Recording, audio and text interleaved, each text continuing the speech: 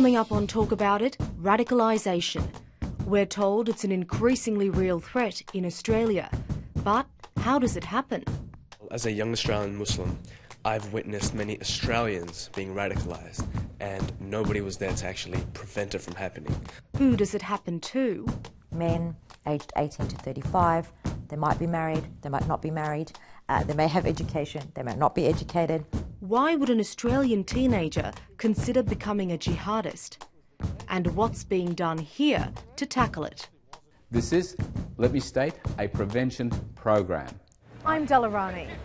Australia's involvement in the US-led fight to weaken Islamic State extremists in Syria and Iraq has brought into focus the issues of homegrown radicals and the threat of terrorism here.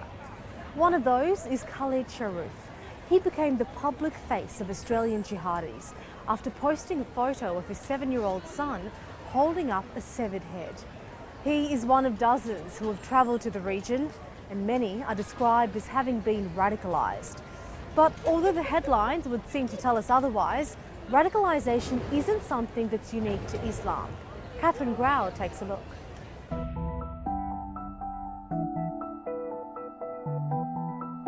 It's a term we're hearing more and more of here in Australia. Radicalisation.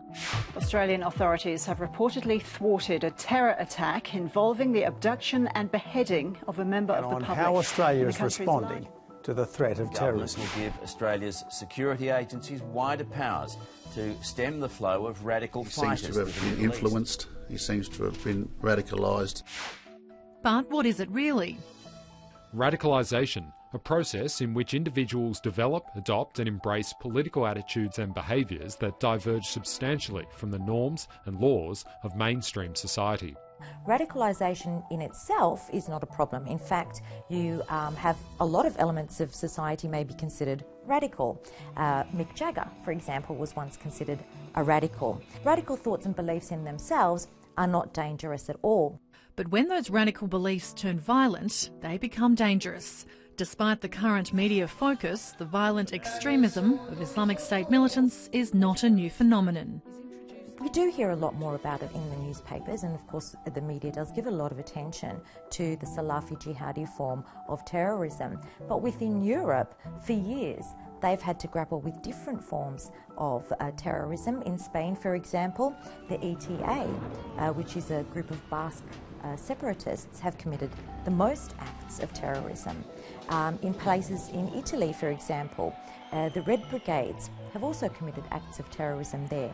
70 years after the fall of Nazi Germany, the neo-Nazi movement has spread throughout the world, including to Australia. In stark contrast to their gentle leader, the Dalai Lama, radical Buddhist monks in Myanmar are responsible for killing hundreds of Muslims in recent years. Shouldn't we use violence and hardship on those who practice against us? While in the United States, abortion clinics have been bombed by radical Christians associated with the Army of God. But radicalisation isn't restricted to groups. When the right-wing extremist Anders Behring Breivik killed 77 people in Norway 3 years ago, he was working alone. It's easy to say this is a crazy guy, but you see now it seems he's quite intelligent as well. Experts say it is true that we're witnessing an increase in the number of people becoming radicalised, but that it's hard to pinpoint exactly why it's happening and who might be most at risk. Men aged 18 to 35, they might be married, they might not be married, they may have education, they might not be educated. There's been some suggestion that young Muslim men in Western countries who join or become part of a Salafi jihadi extremist group are marginalised or disenfranchised, maybe unemployed. But there's conflicting evidence around that and conflicting opinions around that as well.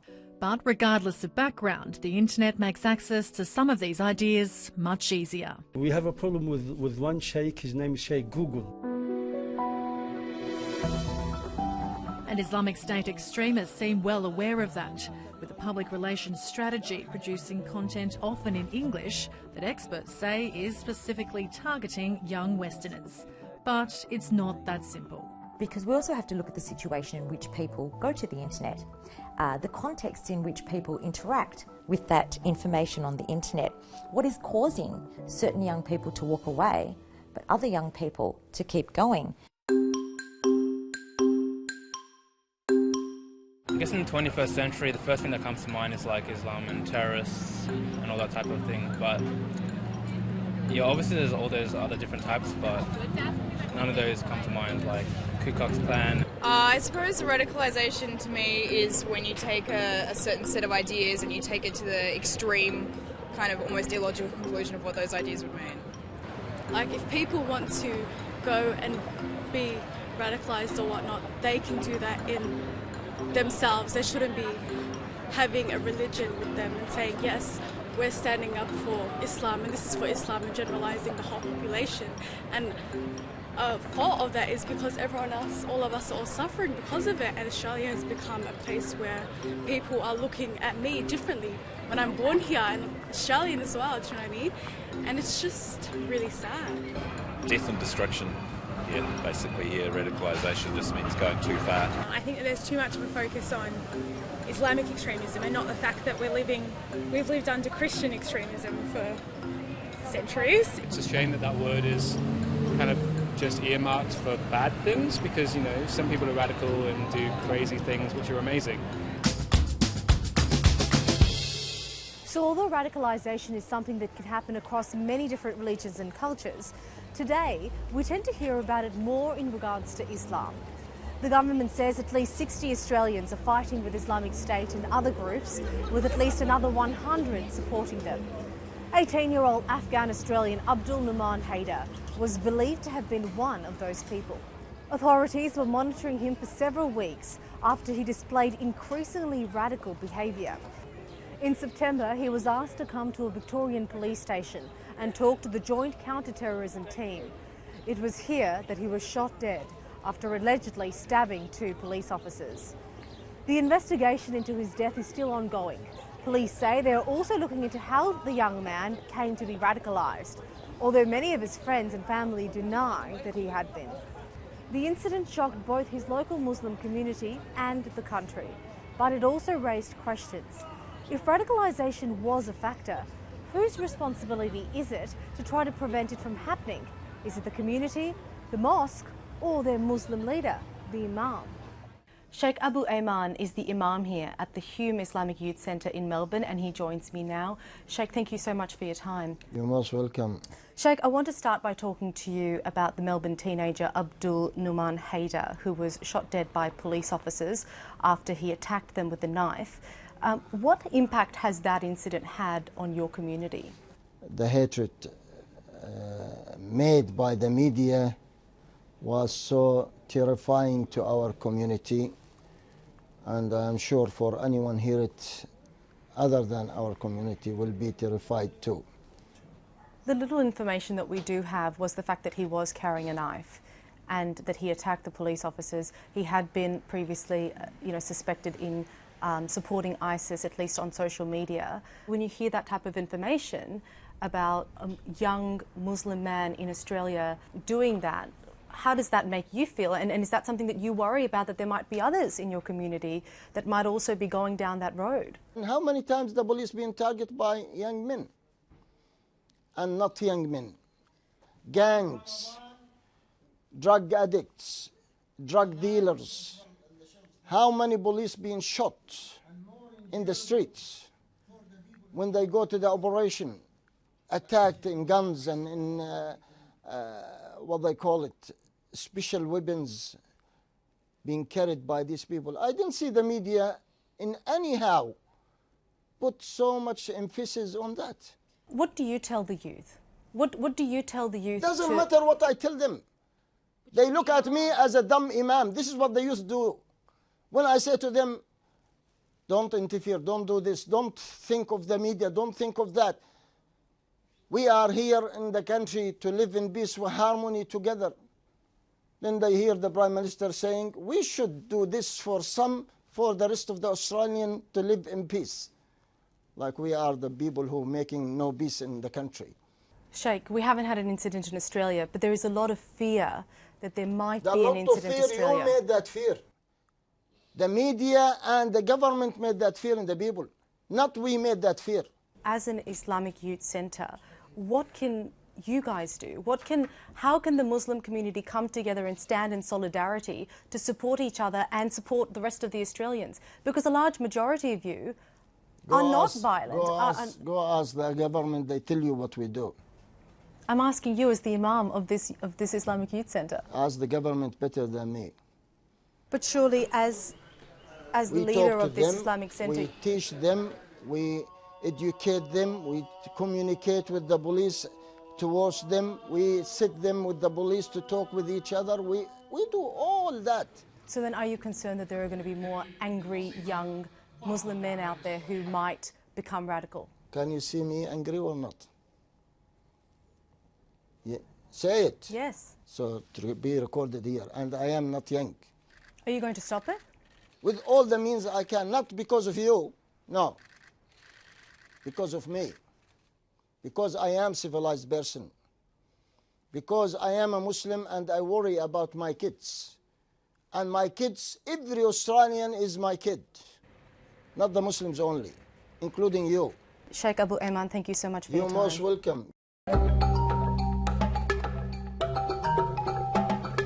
My opinion, they're not doing anything about terrorism in Indonesia because, you know, there's still a lot of things going on in Indonesia, so I don't think so they're doing it right. We can see from the lowest level of our society, they keep saying like, fight ISIS together. I don't know whether it's include our government. Indonesian government have to be more focused for the security in Indonesia. So what makes someone who may have been born and raised in Australia want to go off and fight in a foreign country in the name of their religion? Well, as a young Muslim teenager growing up in Sydney in the 1980s, Irfan Yusuf considered becoming a jihadist in Afghanistan. So, what was he thinking? It's an issue he's written about in his book, Once Were Radicals. Why did an educated, middle-class Australian Muslim boy such as yourself want to fight for Islam? Good question. We weren't really becoming soldiers for Islam. We were more becoming soldiers for a civilizational war between communism and the West. And Islam was sort of allied with the West. And so in those days, going to Afghanistan to fight for the Mujahideen wasn't really a big deal. There's a quote in your book which says, if we can turn Australia into an Islamic environment, eventually an Islamic state, we can stand up to these dictators. Can you describe it to us? What were you thinking at that point in time? What was going on? My thinking was that if I do this, if I go and I fight, I'll be fighting for a cause which I'm encouraged to fight for. And so it's, I'm not just, look, in Australia at that time, we had both competing factions of the Mujahideen from Afghanistan. They had representatives in Australia. They were openly touring the place. You know, they were addressing Liberal Party meetings, for God's sake. No one seemed to care about how radical they were because they were fighting those wretched communists. Right So, now, given right the now, fact that there is, yeah. a war in Syria, there Yeah. is, the creation of ISIS and Yeah. their sort of onslaught in Iraq, Yeah. should we be worried about young Australian Muslims wanting to take up arms? I think one of the worst things you can do is to try and simplify it all. You have to understand what, and because if you do that, then you're falling into the same trap that these young men are falling into. Because they're simplifying the situation. I want to read another quote from your book where you say, many elders could not quite understand what it was like to navigate and negotiate your identity in an environment where you looked different, where no one could pronounce your name, and where it was easy to feel marginalised. How much did your desire to want to take up arms for Islam had to do with having a sense of belonging? I think probably a lot of it did. I would say that it was also a case of looking for answers outside the mainstream because the mainstream had no room for you. the mainstream didn't let you in.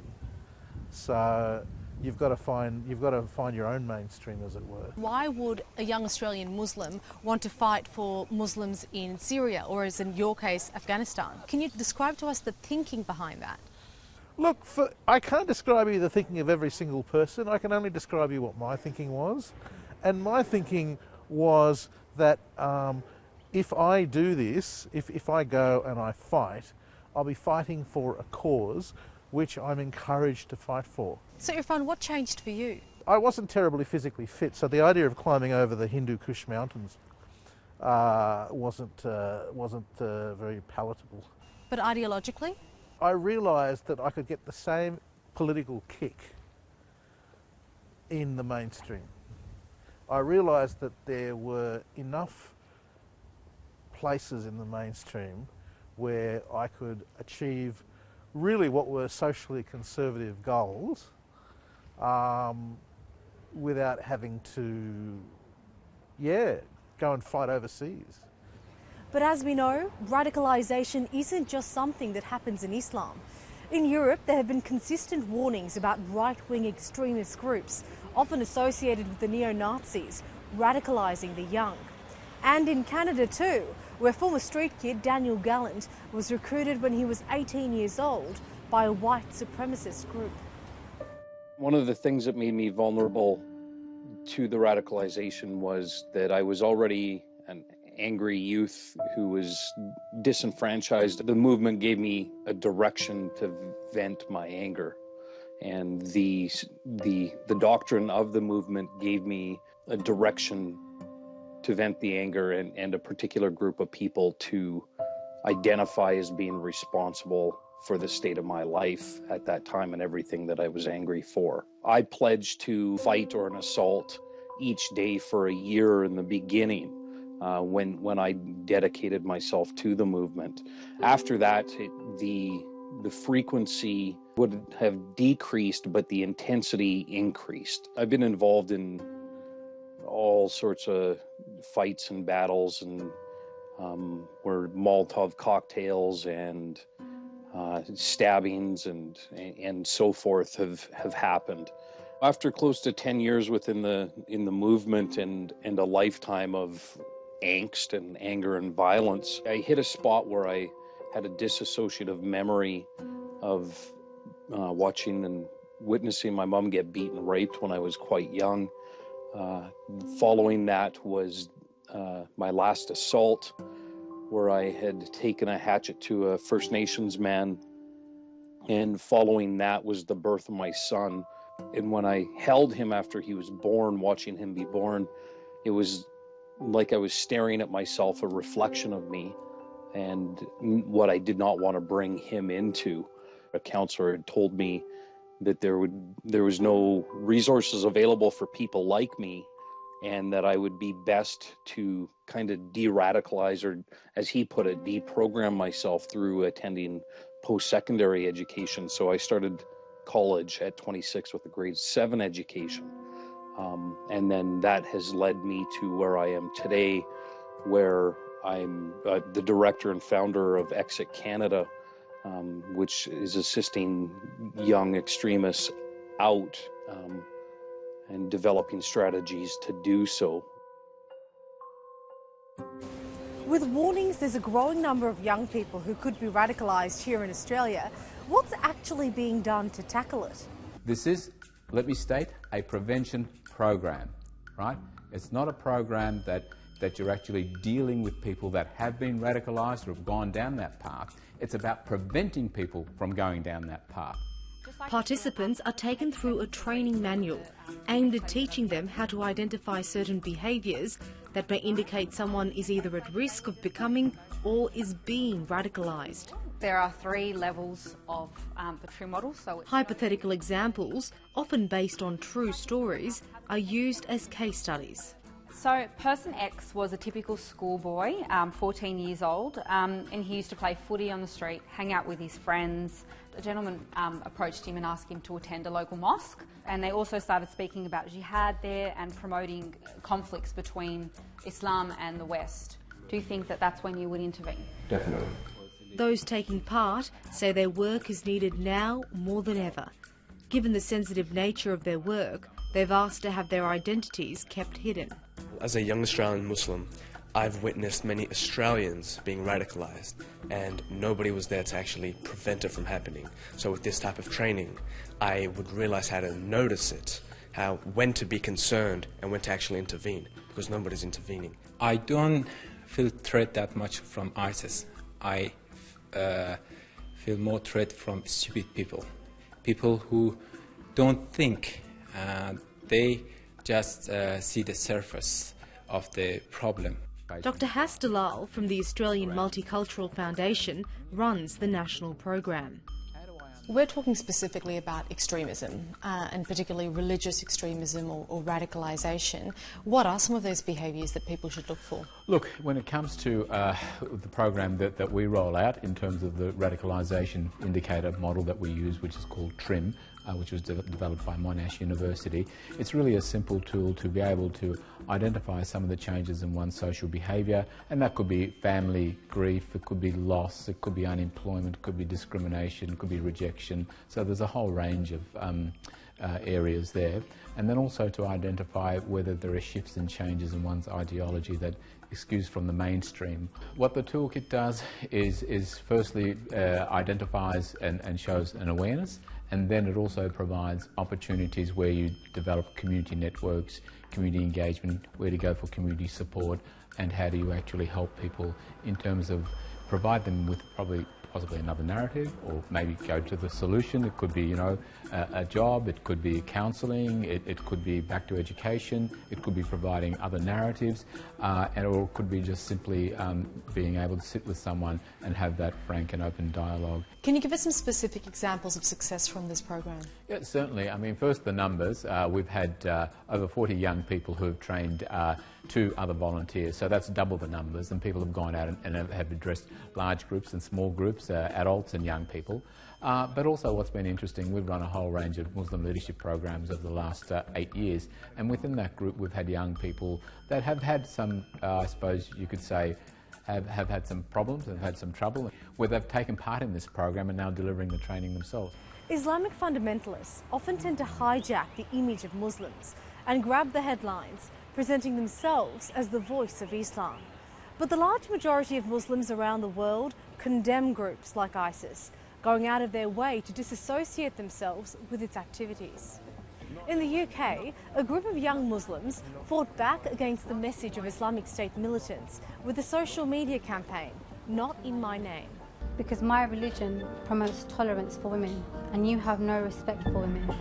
While here, a social experiment went viral, showing strangers defending a young Muslim woman and boy being harassed by a man they didn't realise was an actor. Like everywhere they go, they blow stuff up. Are you kidding? Like look at them, like, he looks like a terrorist, seriously. He's a 10-year-old kid, leave him alone. But many young Australian Muslims growing up here post 9/11 still say they have been left feeling more misunderstood than ever before. You were always in that defence mechanism of trying to defend yourself, and you'd cop a lot through jokes and through the news. What type of jokes? Oh, he's a terrorist. Oh, look at him, he's a Muslim. Like, don't say anything, he'll bomb you. And more recently, we had the case of 18-year-old Muslim teenager Numan Haider, who was at a police station, he was armed with a knife, and when he attacked 2 police officers, he was subsequently shot dead. What impact did that incident, or news of that incident, have on you? Oh, initially I just thought, like, here we go again. Something's happened and we're going to have to turn on our defence mechanisms. There's kind of a contradiction between the actions that you see from people who call themselves a Muslim and, you know, what Muslim or what Islam it truly means. Are you guys worried as a community that there might be a growing number of young Muslim men in Australia that might be becoming radicalised, that might take to ISIS's call for jihad? Unfortunately, yes, because it's very easy to kind of, you know, get people on your side, and especially when it comes to religion, because it kind of it works on your emotions, you know, patriotism. So those people doing, you know, the actions that they are taking, unfortunately, it seemed like that's what Islam is. That's what Muslims are doing in a whole. But we're also scared that, you know, we're upset that it's being portrayed that way. We need to have proper education for these youth, for the people that are looking to learn their religion, rather than going to people that can't explain it or sway these young groups or kids or the youth into the wrong. So whose way. responsibility is it to give that education? We need a younger voice to reflect them, because what we see in like mosques and stuff is it's always like the elders that are preaching it, and the young kids don't get to, like,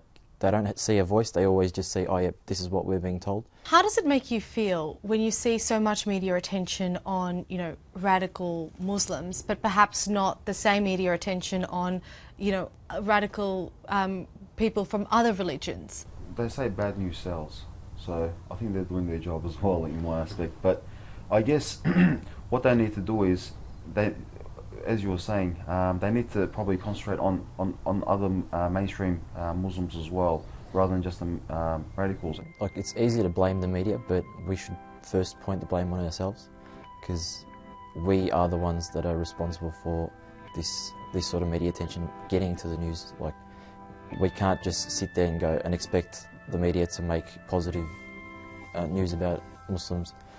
It has to come through us, and we should be taking the stand. And that's the program for this week.